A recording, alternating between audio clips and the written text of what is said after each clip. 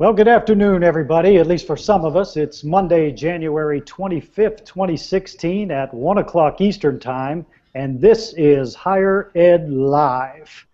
I'm your host for today, and I'm also a panelist. My name is Kent Cassella. I'm the Assistant Vice President of Communications and Brand Strategy at Michigan State University.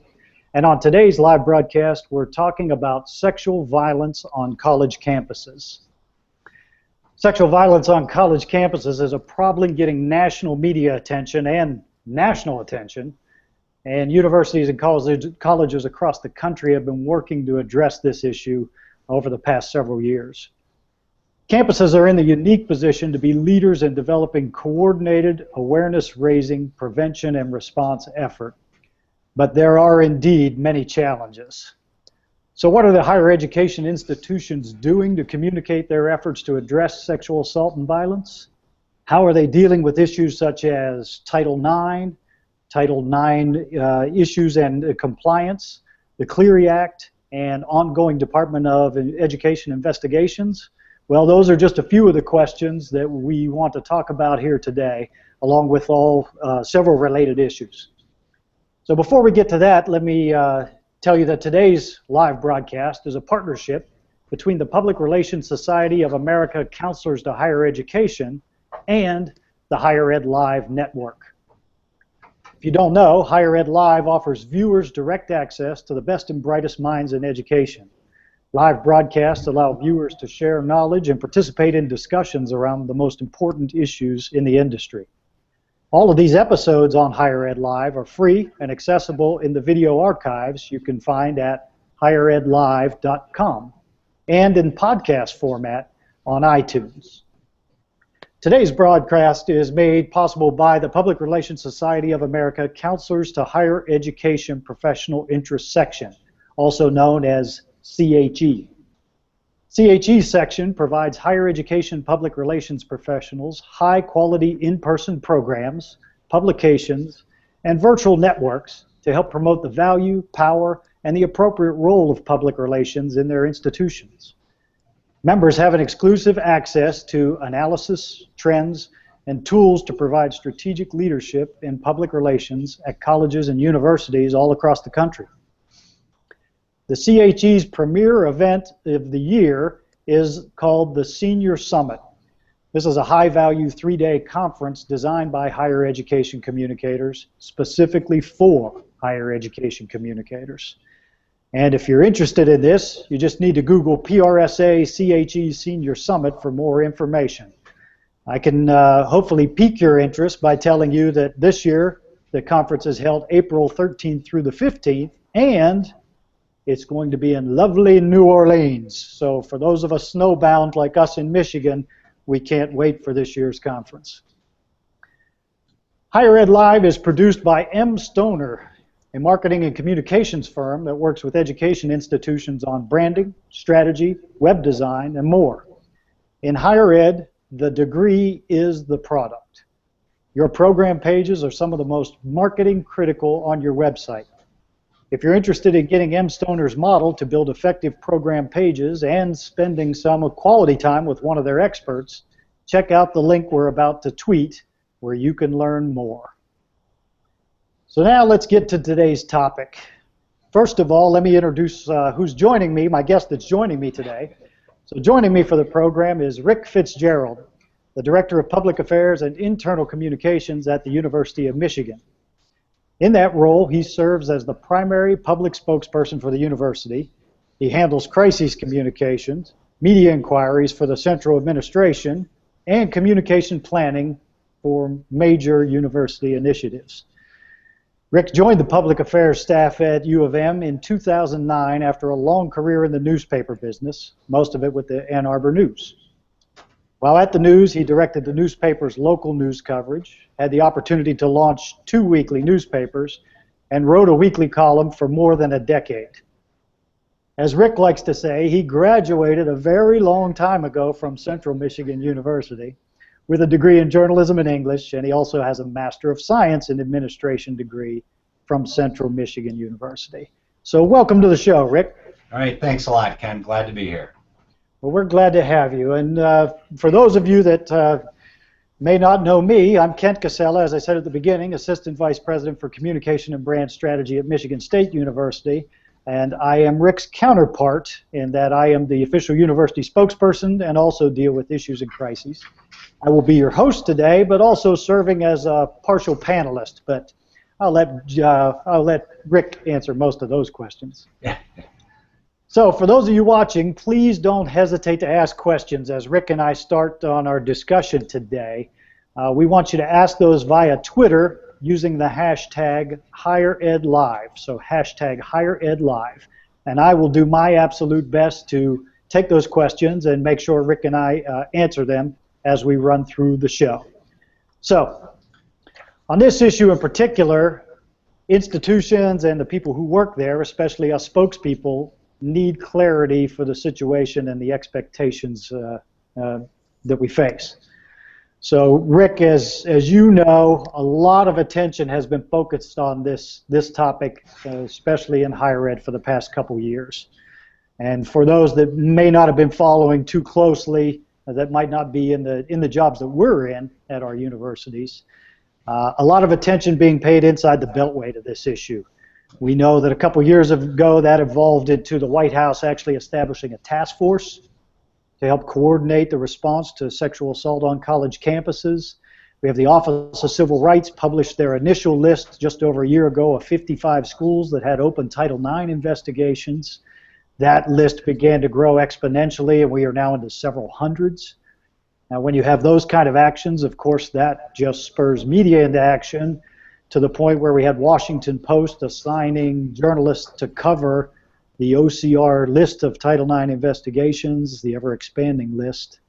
We've had senators like McCaskill and Gillibrand doing surveys and holding roundtables and actually calling for campus accountability and safety acts and legislation of that sort. So when we add all this up, Rick, climate surveys, lawsuits, freedom of information requests, media engagement, federal queries, communication strategies, we got a lot of ground to cover in a very little time here today. Yeah, I'm already intimidated. Yes. So with that kind of as our backdrop, Rick, let's try to focus on some of the things that you've been doing at University of Michigan here as of late, and some things that maybe our fellow communicators could anticipate happening to them, and give us a few lessons learned on those things. Sure. Yeah. There's been certainly no lack of activity and an interest in this topic, as there should be. You mentioned being on a national scale. It's always worrisome when you get to know a Washington Post reporter like Nick Anderson, and sort of you kind of talk to him with some regularity. So it's never kind of the spot you want to be in. At the University of Michigan, we're on that list of 100+ universities that are being investigated by the Office for Civil Rights and the Department of Education. We've got our notice just about 2 years ago, right about this time of year. So we've been 2 years into that process, and could be years more before we have an outcome. We really don't have a good sense of where that or when that will be concluded. But I guess in the meantime, we're also not standing still. We're not simply waiting for the Department of Education to tell us what we need to do. We're continuing to move forward on a number of fronts. And the most recent one came just last week, where we released our second annual report under our student sexual misconduct policy. Again, this is a report that's not required, it's not mandated, but when we put into place if you go back to 2011 for a minute, the Dear Colleague letter that we're all pretty familiar with, that led to us putting a new interim policy in place. A little over a year later, we put in place, fall 2013, a permanent policy on sexual misconduct. And when we put that in place, one of the things we committed to our community was to do an annual report that focused on that specific policy. So we're now just issued our second annual report. The number of reports about sexual misconduct in general is continuing to climb, which we see as a good sign, as an indication that our community is willing to come forward and report these incidents to the university and has some level of confidence that we'll take action. So we've just released that last week. Again, another flurry of media interest in that, of course. And so we've done that. We've also took it upon ourselves to do our own sexual misconduct campus climate survey. Last winter, about this time a year ago, we were announcing our own campus climate survey, and then we also participated in the AAU campus climate survey. So as far as I know, we're the only university nationally that's actually done two separate surveys a few months apart. We launched our own survey in January, the AAU survey launched in March, and we were pretty much done collecting the data from our own campus survey when the AAU survey launched. They found very similar outcomes, so there were no great discrepancies. Two different kinds of surveys. The U of M survey was more of a random sample survey, a representative sample of our campus student community. As most of you know, the AAU survey was a census, sort of a y'all come, call to all students to participate in that survey. So we've been able to compare the data from those two surveys, and they're pretty much in sync with each other. Rick, let's talk a little bit about public relations approach when you were considering doing your own survey and then following it up with the AAU survey. I think, as you said, U of M is probably unique in that regard. I know up here at MSU, we also participated in the AAU survey, but we did not do our own survey. In fact, we're planning to do ours now. Yeah. And some of the concerns that we talked about from a PR perspective, a liability would be, what if the survey results don't match? Yeah. So what was your approach from a PR perspective, and what were your concerns going into doing your own survey and then rapidly following that up with the AAU survey? Well, you hit on that. Is one of the primary concerns, is what if we have dramatically different results from these two surveys? But I guess from our perspective, first, the decision to do our own survey was we have some of the nation's top survey research. The Institute for Social Research on our campus has some of the nation's top survey researchers, and it seemed that we wanted to leverage that and do it in a way and compare the two types of surveys. One of the key things for us and for our president was that there was, we've all identified sort of a lack of research on this topic, and as a research university, he was most interested in helping to contribute to the body of research so that we can understand sexual misconduct more clearly. So that was one of the primary motivators for us to participate in both surveys. But also we were very clear that with our community and in all our communications that we were doing both surveys. We've been very clear about reporting the complete results of both surveys. They're on our website, publicly available on our website. When we announced our initial findings from the U of M survey, we had a press conference that included the president, the survey research expert who consulted with us on the survey, as well as our Sexual Assault and Prevention Center director. So those key individuals at a press conference announcing the results. With the AAU survey, we didn't have a press conference, but we made all those survey results available.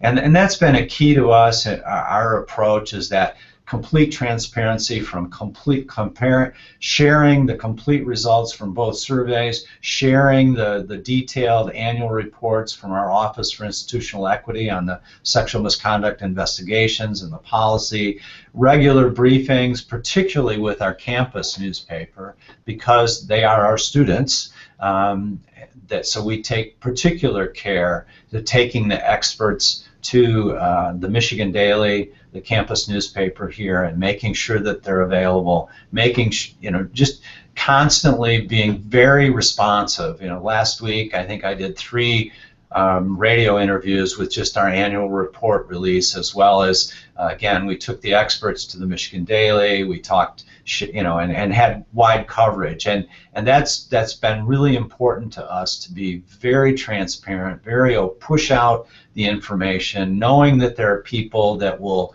read the results differently, making it as widely available as we possibly can.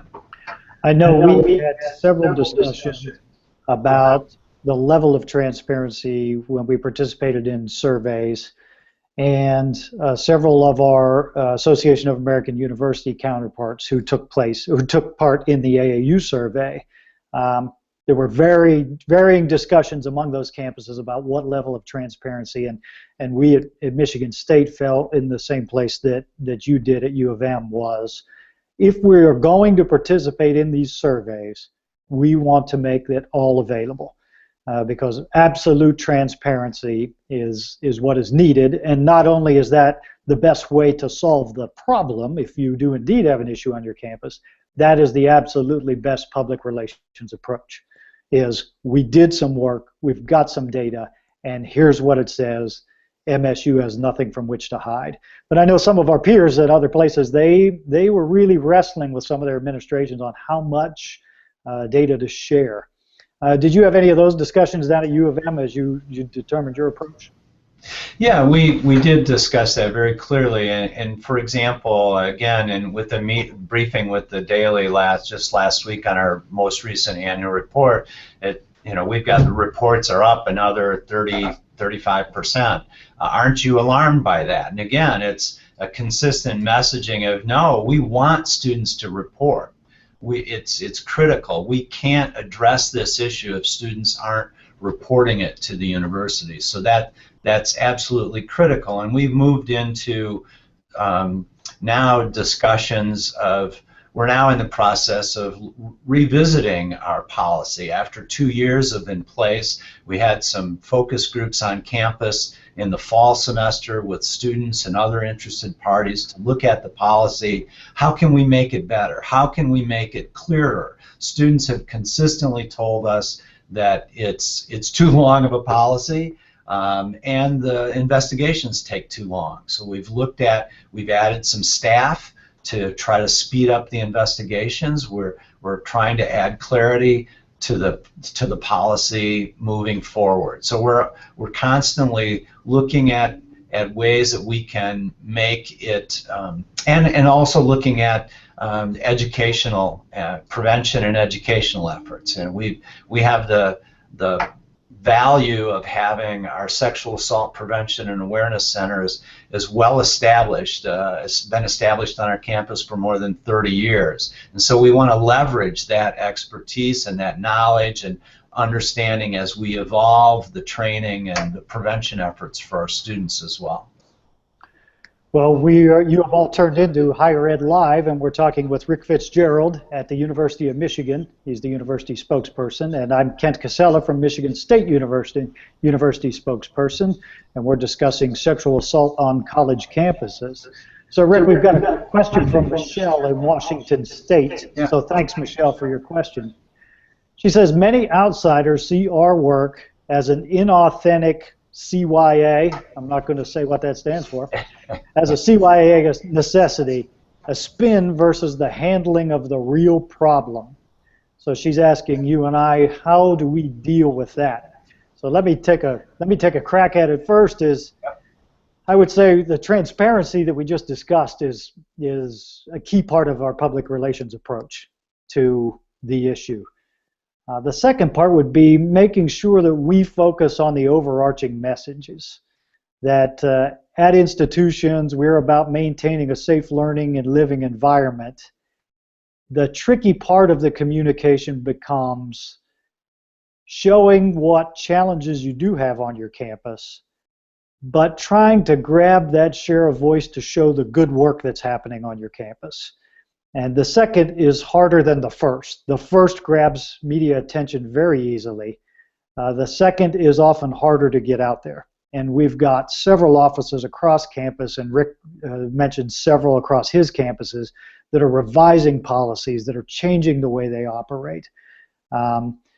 And to keep it from looking more like it's just a spin or cover, to admit the shortcomings, but then, again, the most valuable tool I have as a PR professional is I've got to show action. So here's an example of some messaging we did here at MSU. Was we, not unlike a lot of universities, were completely overwhelmed over the past 3 years as our Office of Inclusion took on the additional roles and responsibilities of investigations and diversity, not just diversity issues, but Title IX and what those mean. And what we found was that office became overwhelmed. And then, like many other universities, we were playing catch up. How do you hire enough good people to handle the rapidly growing requirement across your institution? And quite frankly, we and several of our peers, we couldn't do that fast enough. Now, it's refreshing to hear me say it that way, but it took a while to get everybody to the point where I could say it that way to media and the public, to just admit this is unfolding fast, we're doing the best we can, and we're trying to staff up with the appropriate experts to do that. What do you think, Rick?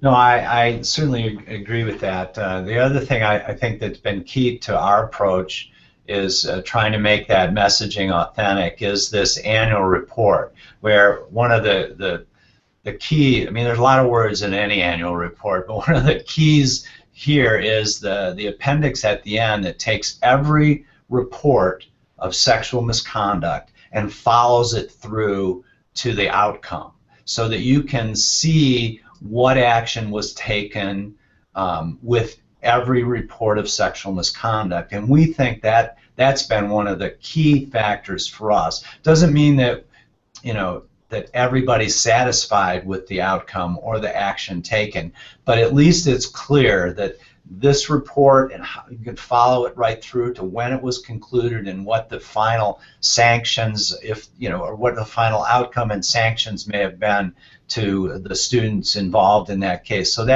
that's been key. And again, I think the key to it is just being we basically participate in every inquiry, every story that comes up about this subject on our campus. We never ignore a media request or a question on this topic from anyone. Our president has been engaged and talking about this topic at many different media interviews or briefings that he does. He meets regularly with our student newspaper on campus, and this is often a regular topic for him, and it's not one that he's reluctant to address, and he wants us to continue to do better. So we're constantly focused on the transparency, the outcomes.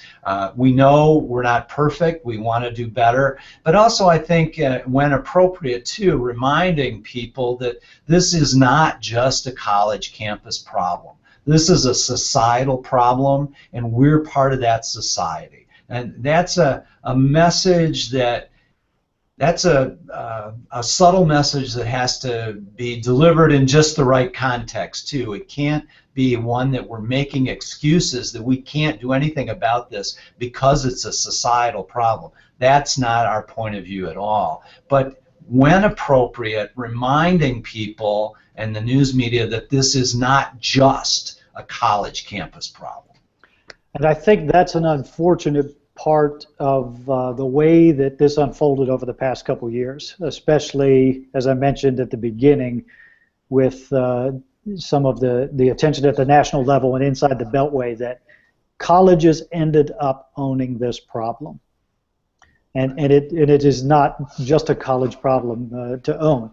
And unfortunately from us on the media side, we saw that as a bit of a hurdle as we began media engagement.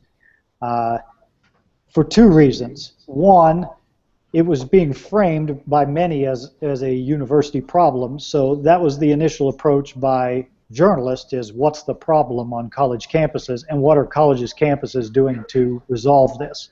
So presidents by default over time, and maybe this is a valid PR criticism, that the collective we communicators at universities weren't able to put this in the proper context from the beginning, that it happens on college campuses, but it happens other places too. Instead, presidents ended up owning it for a large part, with a lot of legislation and investigation focused singularly on universities and colleges. The second part, which comes back to a little bit of the messaging challenge, is the journalists that I would deal with didn't have much sophistication with the issue. And the challenge there was, some days I would talk to a journalist who didn't, and understandably, did not understand FERPA or Title IX or any of the laws or policies that were coming out and how those impacted universities. So very little understanding of those, in which I had to take on the role of helping educate them. And I'm not an expert either, but I'm learning fast. The second part is, sometimes it would be a sports reporter calling, who had spent no time over there, but because something might be tangentially related to athletics or an incident involving a student athlete, they would be calling, again, with absolutely no background or context. So that makes the engagement and messaging side of the job a little bit harder. What's your experiences, Rick?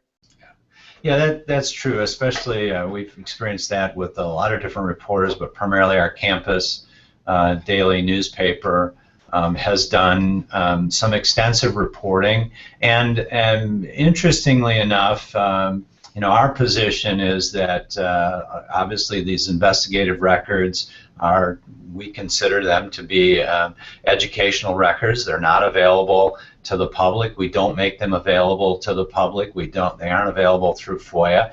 But the parties involved do get copies of these reports. The complainant and respondent each have, and who they may choose to share that report with on their campuses could be all over the map, and it could even be the campus daily newspaper.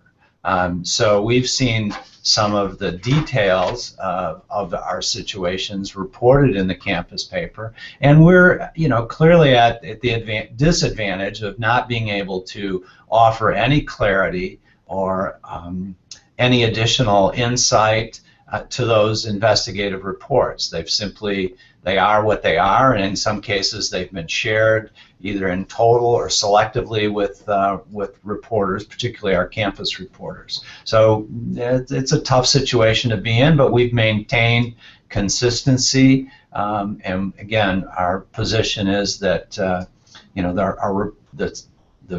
the privacy of the report of the students involved in that is far more important than the public, a deep public understanding of those particular issues that may involve two students. Let's talk about the tricky point that you raised there, which is, how do we as universities and university communicators ensure fairness to all parties involved as we work through the process? So the investigative process, whether it be a criminal process, which obviously goes through a well-defined and clear route, to an internal process where student judicial board or university policy violations are considered or applied, and how we ensure fairness at a time where an alleged victim may be only telling, as you said, part of their story, or only sharing the information that you as a university have provided them with certain folks. Yeah. So what kind of challenges have you faced, and how have you handled those? Yeah, well, those are very real challenges, because what information is good. But I think where we start from is having a very clear policy that's outlined and procedures for those investigations, so that when the investigation is proceeding and they're putting together those reports, that the very clear process of how they're shared with both the complainant and respondent for input and for review, and trying to make things as clear as possible. And that's, quite frankly, where we are today now with our policy review. We're beginning again to look at that, having 2 years now of experience of working through this policy, working through the investigations, reporting out to the community. Where can we continue to make the policies and the procedures even clearer, better understood, fairer on both sides? We've added staff. The SAPAC is a very clear process and a support network for complainants. We've added staff in our Dean of Students office to add support, provide support for respondents. So we're trying to be, again, trying to work through those issues. And in this arena, frankly, a lot of it takes people. It takes personnel to be able to provide the resources, and also to take what we call, interim measures that can be taken even while an investigation is taking place, whether that's separating parties, moving someone to one residence hall or another, or making accommodations in classes so that the respondents and complainants don't have to routinely cross paths. Those kinds of accommodations that can really help make a situation better for the students on our campus. So let's talk about the really tricky part here, especially for communication. So you've had some lawsuits that you've had to deal with related to these issues, and so have we at Michigan State.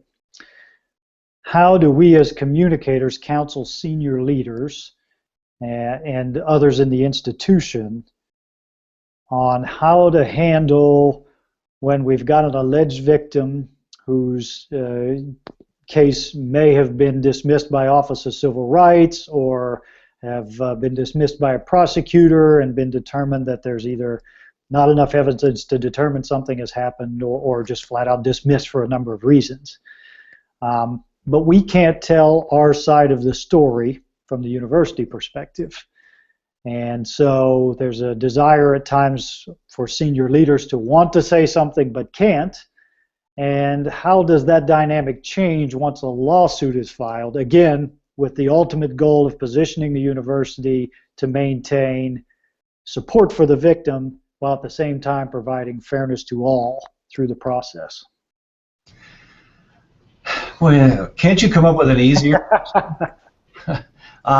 Well, again, for the most part, we've maintained sort of the consistent approach that whether a lawsuit is filed and what others are saying, that we maintain the confidentiality of those reports and the process involving students on our campus. We've been through one highly public lawsuit and said very little or next to nothing in response to that, with a very high profile, very public facing attorney who quite frankly did a masterful job for the client to take this and get a lot of attention in the media, and we, while it's very tempting, our approach has been consistent with our policy of not discussing publicly these investigative approaches. So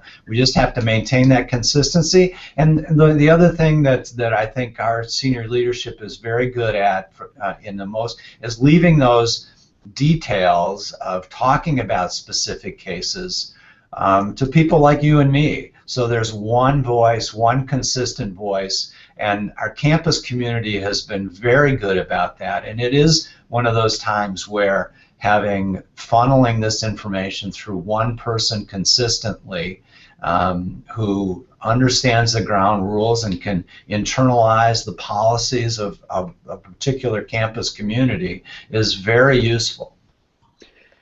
Now, one thing we found too, as we work our way through lawsuits, is that actually helps us on the PR side, in that when there are accusations or we're going through an investigation inside the university, there are FERPA considerations, and our hands are, as we've been discussing, a little bit tied. But once a lawsuit is filed and we begin down that road, those documents become public, which actually makes our job a little easier. As you said earlier, Rick, you've got an alleged victim who may be not willing to share their file with all the details, or may selectively share pieces of that file. But once we've got to start down the legal process, it makes it a little bit easier for us to provide the overall context, because that information is actually out there. We've got a related question from Jim at UNC Chapel Hill.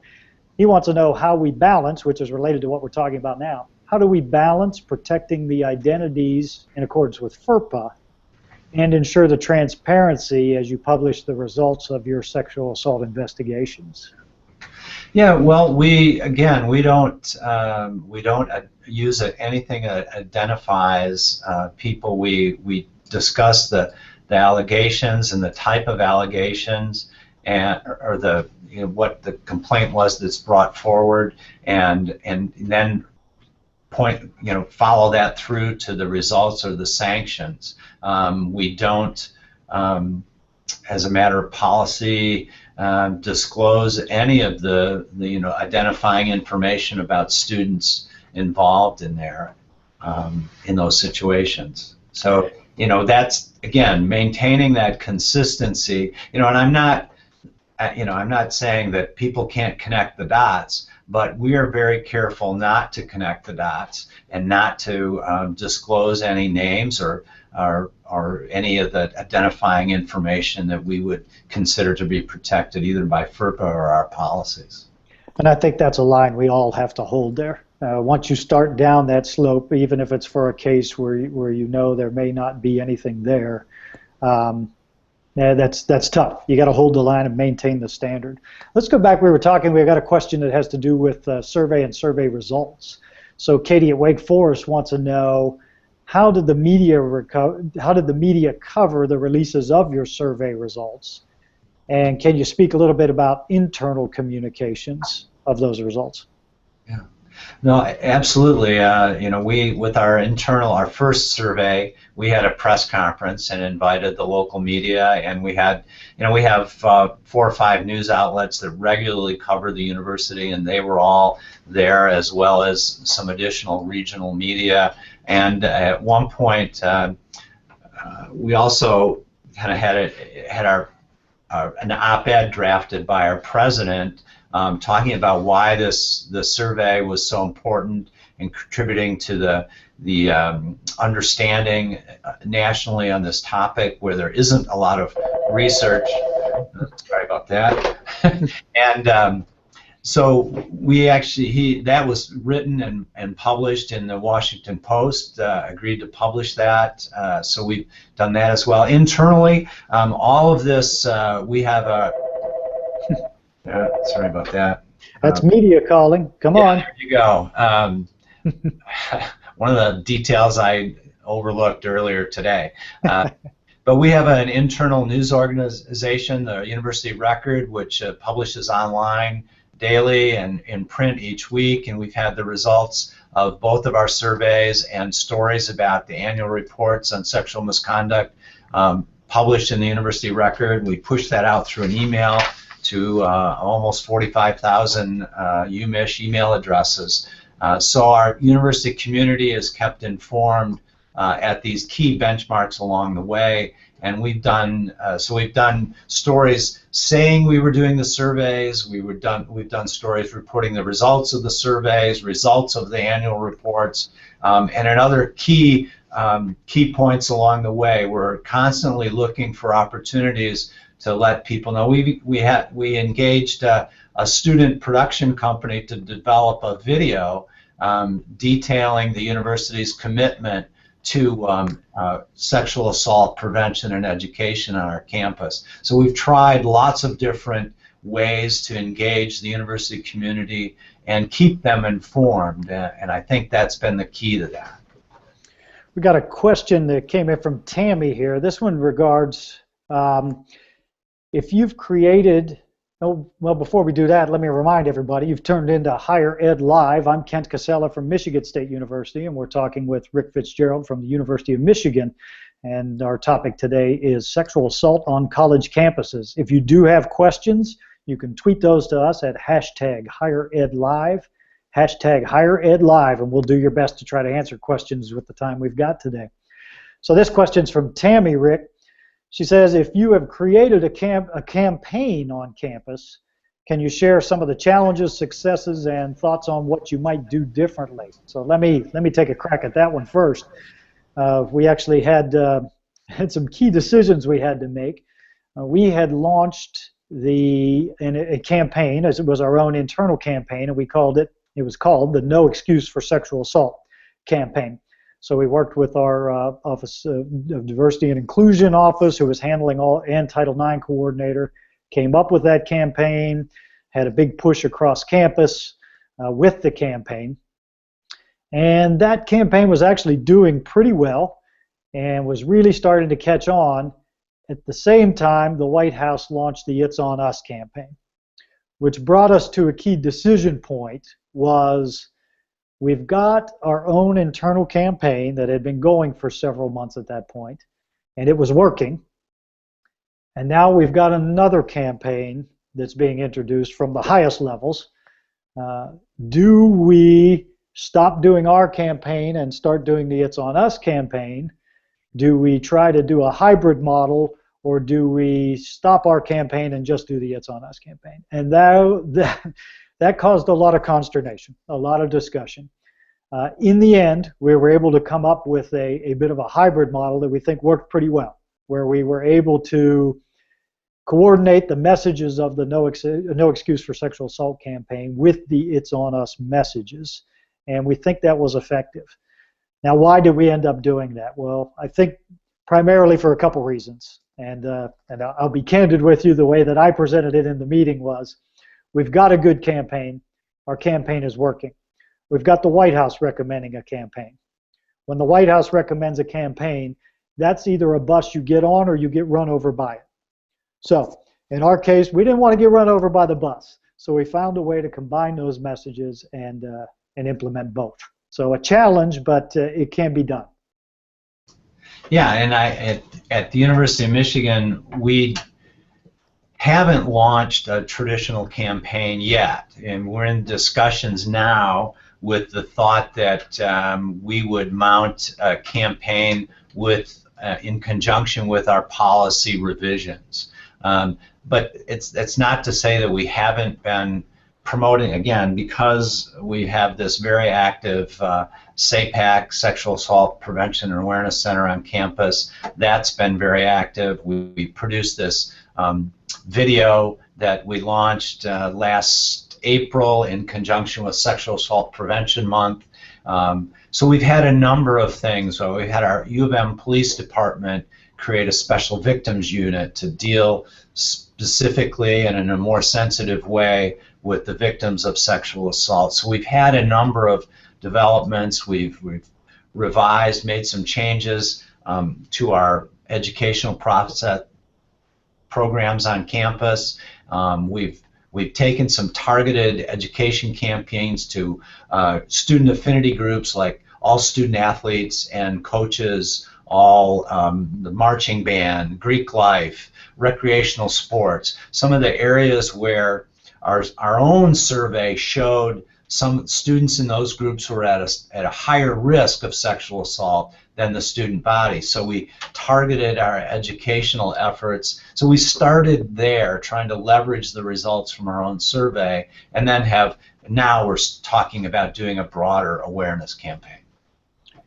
So Julie from Nazareth College has a question. Do you also share the survey results with alumni of your institution? Well, in our case, we didn't specifically push it out to alumni, although our alumni association, which is, it's not officially a part of the university, but it's very closely affiliated. They have their own magazine, online magazine, and they've done their own reporting, obviously with our help, to share information about that with the alumni base. But again, it's been pretty widely reported, and particularly across Michigan, and that's our biggest alumni base, is in the state of Michigan, and we're pretty confident the alumni are aware, although the university has not specifically pushed this out to alumni separately. And at Michigan State University, we've done the same thing. The bigger communication question is an interesting one, is how do we make sure that our alumni and our parents and families who live all across the country, even though, as Rick said, our primary alumni base is within a 3-state area of Michigan in our case. But sometimes there's internal communication or specific social media communication that needs to happen that may not achieve the results we want with a broad base of alumni or families living all across the country. They don't need that messaging. In fact, that messaging might be confusing to them when it's competing with national stories, or may even inflame the issue, I guess is what I'm getting at.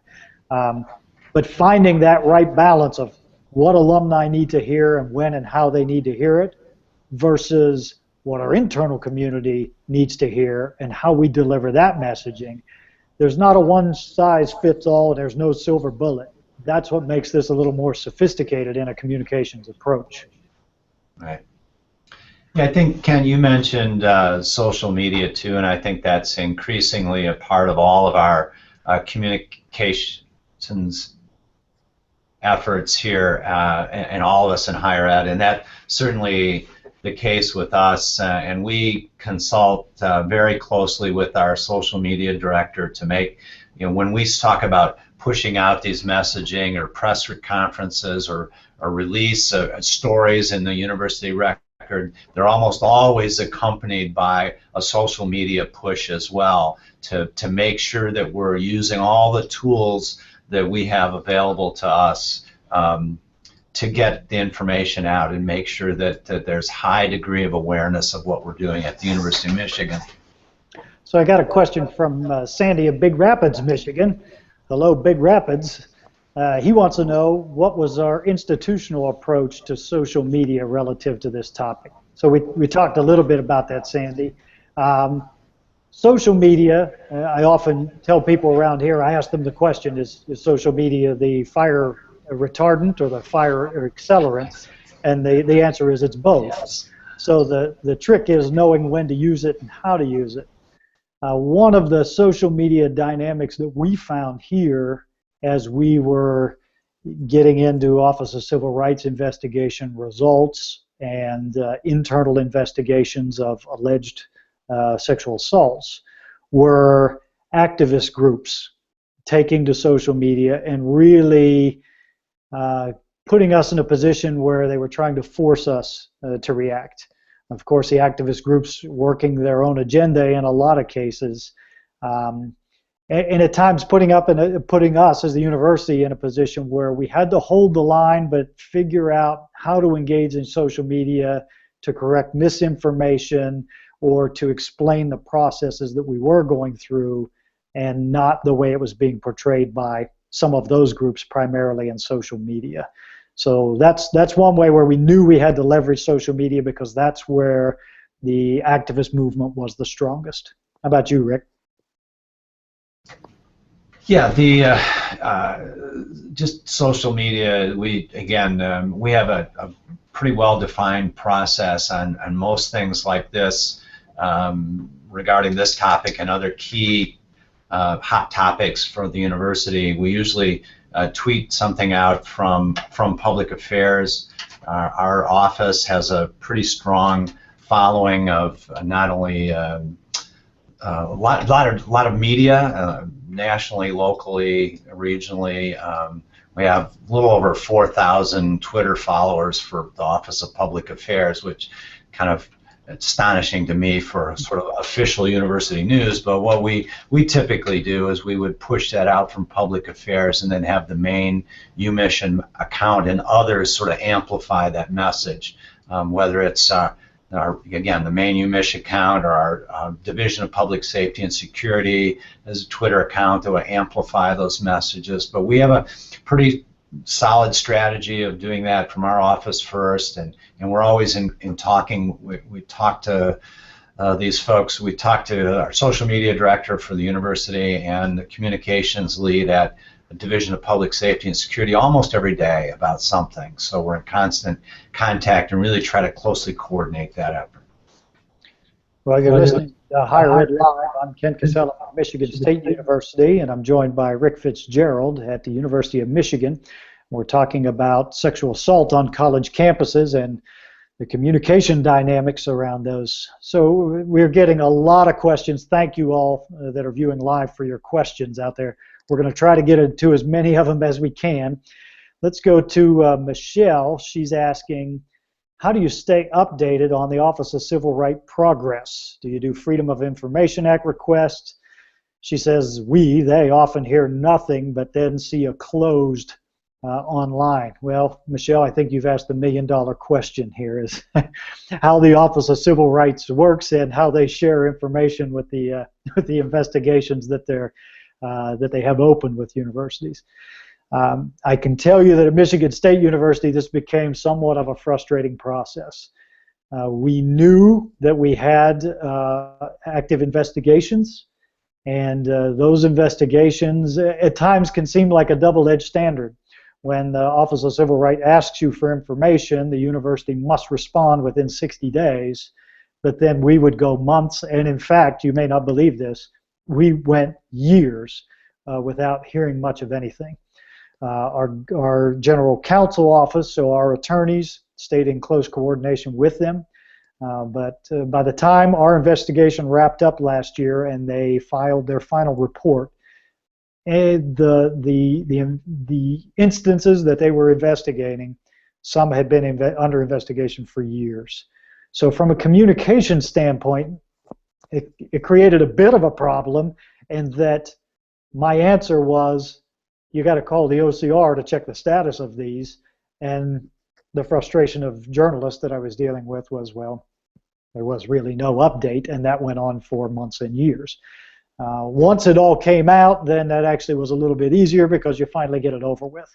Now, that's not a real fun day when you go through the media engagement process when the Office of Civil Rights releases all the results of their investigation. So we had, of course, a detailed communication plan with that. It was led by our president.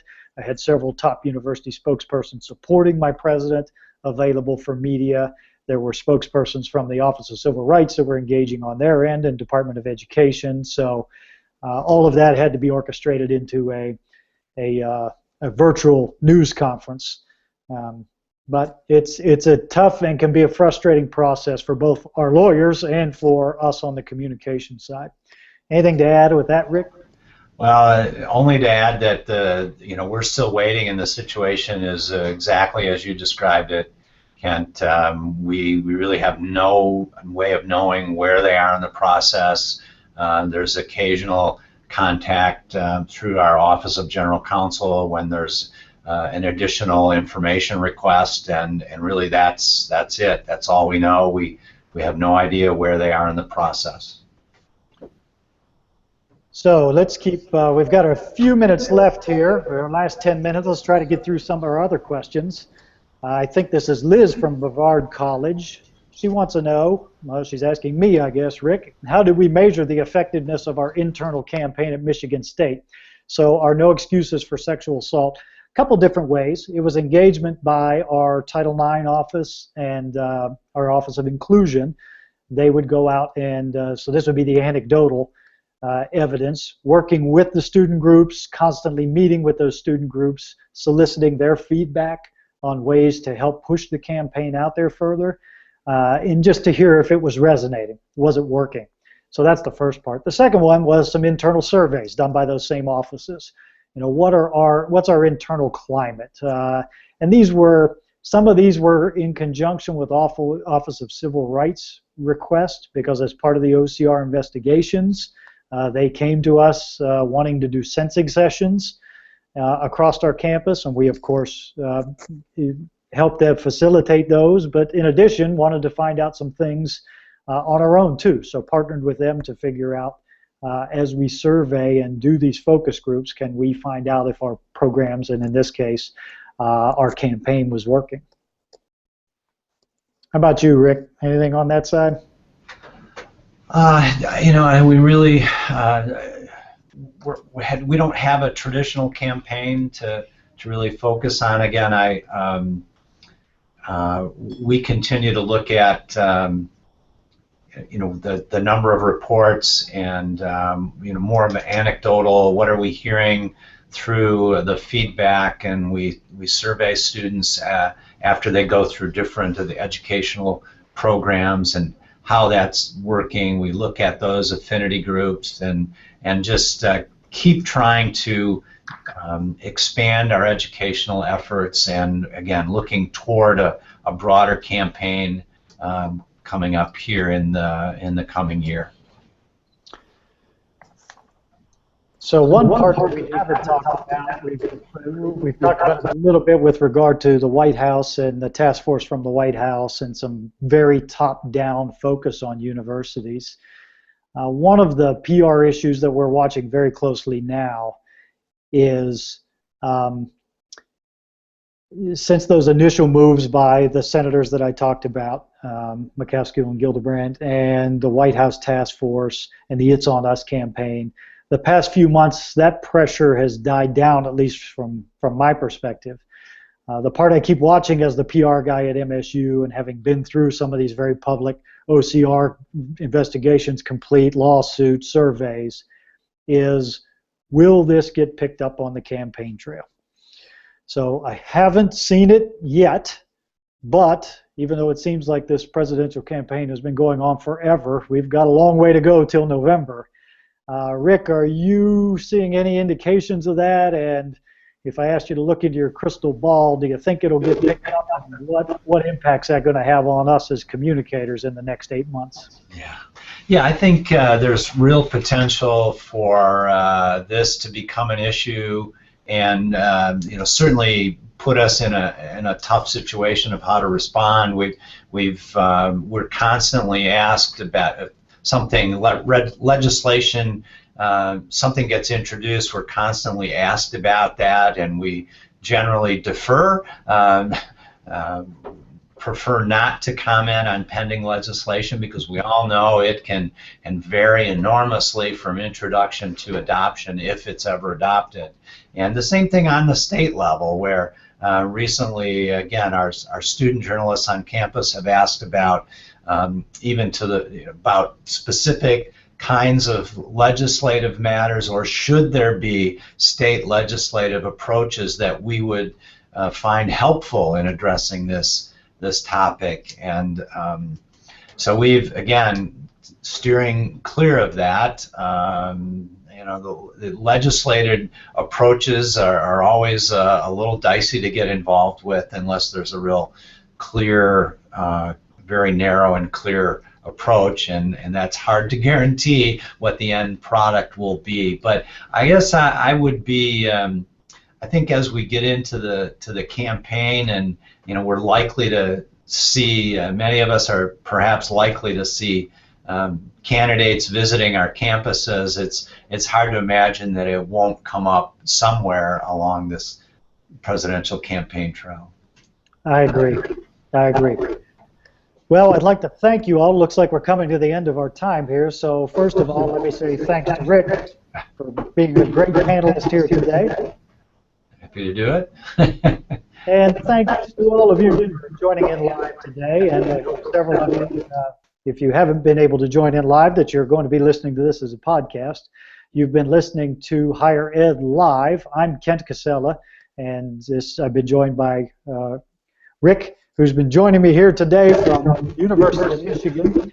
You can see both of our bios at higheredlive.com, as well as the podcast and the repackaging of the video from this. So again, thank you all for joining us today, and thanks to our sponsors, M. Stoner, and for PRSA's Counselors to Higher Education. This has been Higher Ed Live. Thanks. Thank you, Ken.